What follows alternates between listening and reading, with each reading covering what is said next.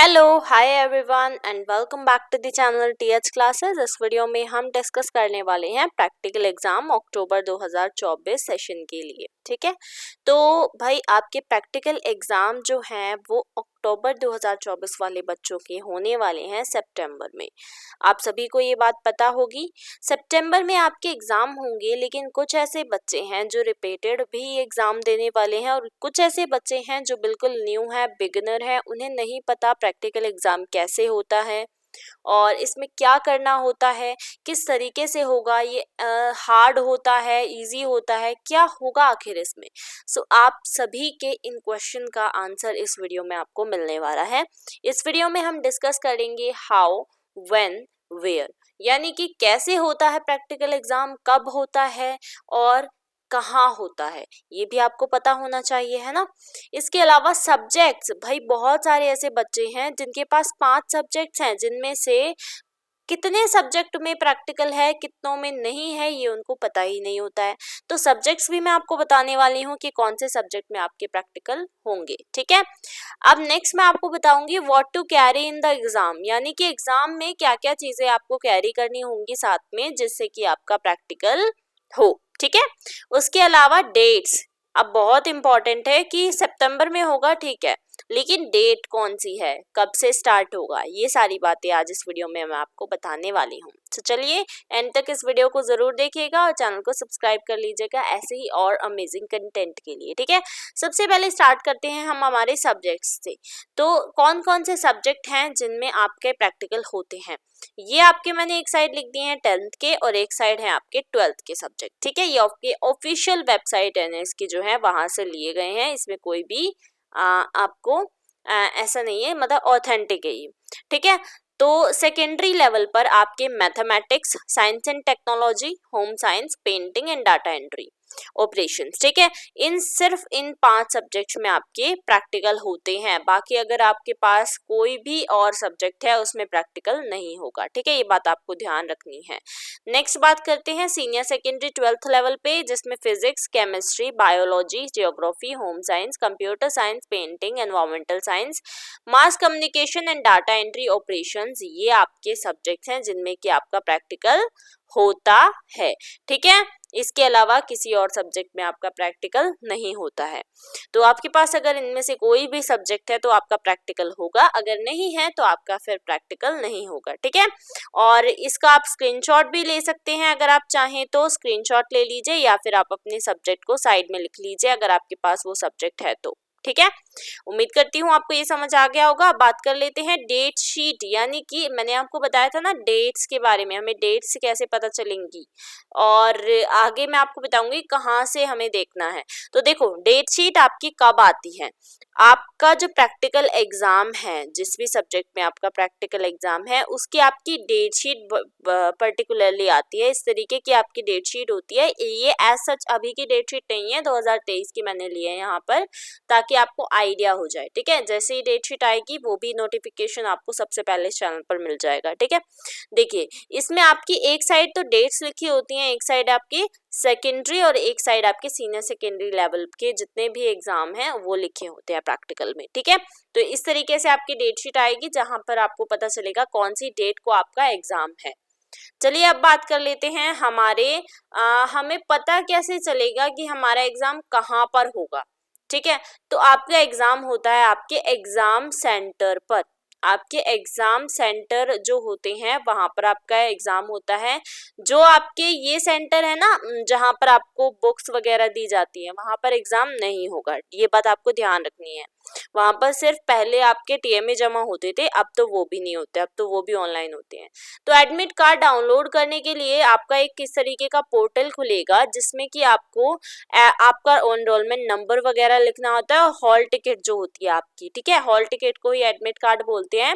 इस admit card में आपका एक बारकोड दिया जाता है और आपकी फोटो होती है। ठीक है, इसके साथ साथ आपका एक एग्जाम सेंटर एड्रेस यहाँ पर लिखा होता है, जिस एड्रेस पर आपको जाकर पर अपना प्रैक्टिकल एग्जाम देना होता है। और नीचे आपके सब्जेक्ट कोड, सब्जेक्ट किस उसका है और इसके अलावा डेट्स लिखी होती हैं पर्टिकुलरली, ठीक है। तो आपको कोई भी टेंशन लेने की ज़रूरत नहीं है, जैसे ही ये सारी चीज़ें आपकी आएंगी इस चैनल पर आपको सबसे पहले नोटिफिकेशन मिल जाएगी, ठीक है। बाकी यहाँ पर डिटेल्स लिखी होती हैं। मैंने आपको बता दिया कि आपका एग्ज़ाम कब होगा, कैसे होगा। अच्छा, कब होगा ये तो आपको पता है, सितंबर में होगा। सितंबर में भी आपके अगर हम देखें तो 9 सितंबर से आपका बेसिकली एग्ज़ाम स्टार्ट हो जाते हैं, ठीक है। अगर हम ऐसा पीछे का देखें तो 9 सितंबर से स्टार्ट हो जाते हैं। इसी के आसपास की डेट रहेगी, आगे हो सकती है, पीछे हो सकती है, ठीक है।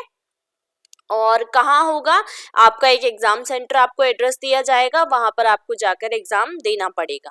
अब बात कर लेते हैं कि एग्जाम में आखिर होगा क्या। हम ये तो बात कर रहे हैं कि एग्जाम होगा प्रैक्टिकल और इस तरीके से होगा, लेकिन इसमें होता क्या है। तो बेसिकली देखो, सबसे पहले आपको जो एग्जाम सेंटर होता है, ठीक है, एग्जाम सेंटर पर जाना होता है। एग्जाम सेंटर पर आपको क्या क्या चीजें लेकर जानी है ये भी मैं आपको बता देती हूँ। आपको एक प्रैक्टिकल फाइल बनानी होती है, ठीक है। अगर अभी तक आपने नहीं बनाई है तो प्लीज बना लीजिए अपनी प्रैक्टिकल फाइल, जो कि मैंने आपको बताया चेंज नहीं होती, इस तरीके से आप बना सकते हैं। ये फाइल भी आप ले सकते हैं या फिर जो प्रैक्टिकल फाइल के पेजेस होते हैं वो भी आप ले सकते हैं, ठीक है। उनको आप जो एक प्लास्टिक की 10-20 रुपए की फाइल आती है उसमें लगाकर भी आप दे सकते हैं अपनी प्रैक्टिकल फाइल को। ये प्रैक्टिकल फाइल आपको बनानी होती है और ये आप कहाँ से बनाएंगे, ये आप बनाएंगे प्रैक्टिकल मैनुअल से, ठीक है। प्रैक्टिकल मैनुअल आपकी जब बुक्स मिलती हैं उसके साथ भी दी गई होती है। और किसी बच्चे को अगर प्रैक्टिकल मैनुअल नहीं मिली है तो वो क्या करेगा, हमारे चैनल पर ऑलरेडी एक प्लेलिस्ट मैंने बनाई हुई है जिसमें कि आपको देखो यहाँ पर आपको 12th के प्रैक्टिकल मिल जाते हैं, 10th के प्रैक्टिकल मिल जाते हैं, इंग्लिश मीडियम, हिंदी मीडियम हो, ठीक है। ये हिंदी मीडियम है 12th के, ये इंग्लिश मीडियम है 10th के, ये हिंदी मीडियम है 10th के, ठीक है। और यहाँ पर 12th के इंग्लिश मीडियम प्रैक्टिकल हैं। तो जितने भी आपके प्रैक्टिकल हैं वो सारे आपको यहाँ पर अवेलेबल मिल जाएंगे। हमारे चैनल पर ऑलरेडी प्लेलिस्ट बनी हुई है, उनमें से आपको जो भी प्रैक्टिकल बनाने हैं उसकी आप वीडियो देख सकते हैं और साथ साथ बना सकते हैं, ठीक है। किसी बच्चे के पास ऐसा टाइम नहीं है तो वो क्या करेगा, PDF आप हमसे ले सकते हैं, ठीक है, जो कि पेड PDF होगा। आपको छोटा सा चार्ज पे करने पड़ेगा। टेलीग्राम पर आप ज्वाइन हो जाइए, टेलीग्राम लिंक आपको डिस्क्रिप्शन में मिल जाएगा, ठीक है। तो यहाँ से आप डायरेक्टली बना सकते हैं, क्योंकि अगर आप लैब मैनुअल से बनाते हैं, प्रैक्टिकल लैब मैनुअल से, तो वहां पर आपको कुछ क्वेश्चंस के आंसर खुद ढूंढने पड़ेंगे, ठीक है, जिसमें आप शायद फंस भी सकते हो, आपको ना समझ आए। तो इसीलिए मैंने कहा आप वीडियो देखकर बना लीजिए, बहुत बेहतर रहेगा आपके लिए, ठीक है। तो इस तरीके से आपको जो प्रैक्टिकल आप जो भी आपकी फाइल बनेगी वो आपको लेके जानी है। इसके अलावा इसमें आपको साथ में लेके जाना होता है आपके पेन वगैरह, ठीक है। ये तो इम्पोर्टेंट है ही, क्योंकि यहाँ पर आपका वाइवा भी होता है और एक रिटन एग्जाम भी होता है। सबसे पहले आप क्या करेंगे, सबसे पहले जैसे ही आप अपने एग्जाम सेंटर में जाते हैं तो आपसे एक अटेंडेंस शीट होती है, ठीक है। अटेंडेंस शीट आपकी होती है जिसमें कि आपको क्या करना होता है, अपनी अटेंडेंस लगानी होती है, ठीक है, जो कि टीचर आपको दे देगा। अटेंडेंस शीट में जो आपकी अटेंडेंस लग जाएगी उसके बाद आपको वहां पर कुछ 2 से 3 टीचर्स बैठे होंगे, ठीक है। एक टीचर आपका एक्सटर्नल होता है, यानी कि स्कूल का नहीं होता है, और एक टीचर आपका इंटरनल होता है, और एक आपका वाइवा बेस्ड वगैरह देखने के लिए होता है, ठीक है। तो एक्सटर्नल और इंटरनल टीचर आपके से कुछ सबसे पहले आपसे प्रैक्टिकल फाइल लेंगे। फाइल लेने के बाद आपसे हो सकता है पहले आपसे रिटन एग्जाम करवा ले या फिर आपसे पहले वाइवा पूछवा ले। जरूरी नहीं है कि बहुत सारे ऐसे सेंटर्स हैं जहाँ पर रिटन एग्जाम लेते ही नहीं है। रिटन एग्जाम में क्या होता है, एक इस तरीके से आपको एक पेपर टाइप में दिया जाएगा, क्वेश्चन पेपर, वहां पर आपके 5 से 6 क्वेश्चन लिखे होते हैं और वो 5 से 6 क्वेश्चन के आंसर आपको एक आंसर शीट का एक पेज दिया जाएगा, उसमें आपको लिखने होते हैं, ठीक है। जो आपके रिलेटेड किससे होते हैं, आपके प्रैक्टिकल जो भी आपने बनाया है उससे रिलेटेड होंगे और उसी सब्जेक्ट से रिलेटेड होंगे, ठीक है। तो ये आपका रिटर्न में होता है। और वाइवा का मतलब होता है ओरली आपसे कुछ सवाल पूछे जाते हैं। ये तो आपका रिटर्न में सवाल पूछ लिए, कुछ आपसे ओरली सवाल पूछे जाते हैं, जैसे कि आपसे पूछ सकते हैं फॉर एग्जांपल अगर आप होम साइंस का प्रैक्टिकल देने जा रहे हैं तो होम साइंस में आपसे ज्यादा कोई रेसिपी पूछ सकते हैं क्योंकि उसमें हर रेसिपी वगैरह का होता है। जैसे आपसे पूछ सकते हैं बताओ कुछ भी पौष्टिक रेसिपी आप अपनी तरफ से बताओ, जैसे आप पोहे की रेसिपी बता सकते हैं, या फिर आपसे पूछ सकते हैं कि आयरन की कमी से क्या होता है ये बताओ, क्योंकि होम साइंस में हम जनरली ये सारी चीज़ें पढ़ते हैं और प्रैक्टिकल में भी ये सारी चीज़ें फाइल में हम बनाते हैं, तो ये आपसे पूछ सकता है, ठीक है।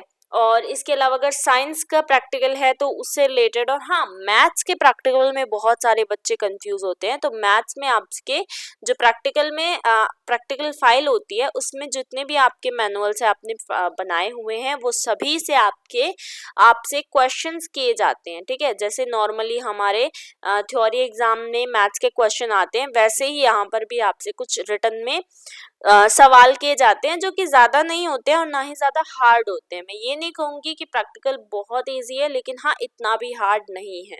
आप आराम से अपनी प्रैक्टिकल फाइल बनाइए। जनरली जो इम्पोर्टेंट चीज़ है वो है आपकी प्रैक्टिकल फाइल, ठीक है। अगर आपने ये बना ली तो आपका आधा काम हो जाएगा, ठीक है। प्रैक्टिकल फाइल आपकी अभी से आपको बनानी स्टार्ट कर देनी है। फॉर एग्जाम्पल किसी बच्चे के पास 5 सब्जेक्ट में से अगर 3 सब्जेक्ट में प्रैक्टिकल है तो आपको प्रैक्टिकल फाइल अभी बनाकर आप रख दीजिए, आपकी आधी चिंता खत्म हो जाएगी, ठीक है। और फिर आपका रह जाएगा वाइवा और रिटर्न, वो आप अपने जो एग्जाम सेंटर के अकॉर्डिंग होता है वो सारा चीज वहां पर आपको पता चल जाएगी, ठीक है। वाइवा में आपसे ओरली क्वेश्चन पूछेंगे और रिटर्न में आपसे कुछ सवालों के जवाब आपको लिखने होंगे बेसिकली, ठीक है। तो ये सारा काम आपका वहाँ पर होता है।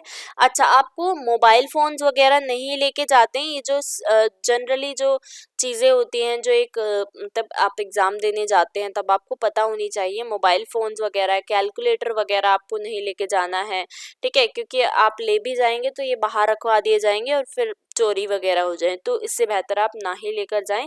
और हाँ, जैसे ही आपकी डेट शीट आती है, डेट शीट के बाद आपका आता है हॉल टिकट, और ये हॉल टिकट आपका आता है जैसे ही आपकी डेट शीट आएगी ना, डेट शीट में आपका डेट पता चल जाएगी। जैसे आपका मान लीजिए 9 तारीख की डेट शीट में डेट दी गई है कि 9 सितंबर को आप पहला प्रैक्टिकल देने जाएंगे, तो आपके जो हॉल टिकट है वो से एक हफ्ते पहले यानी कि 2 तारीख को 2 सितंबर तक आ जाएगी, ठीक है। इतना आपको ध्यान रखना है। तो उसमें आपको क्या, उसमें इतना गैप क्यों दिया जाता है 7 दिन का, ताकि आप अपने एग्जाम सेंटर पर एक बार विजिट करके देख लें कि मेरा एग्जाम सेंटर कितनी दूर है, और इसके अलावा वहाँ पर ट्रैफिक वगैरह तो नहीं लगता है। और भी बहुत सारी फैक्टर्स हो जाते हैं, जैसे आप जाकर देख सकते हैं मेरा किस रूम नंबर में पड़ा है, ठीक है। तो ये सारी चीज़ें आपको ध्यान रखनी है।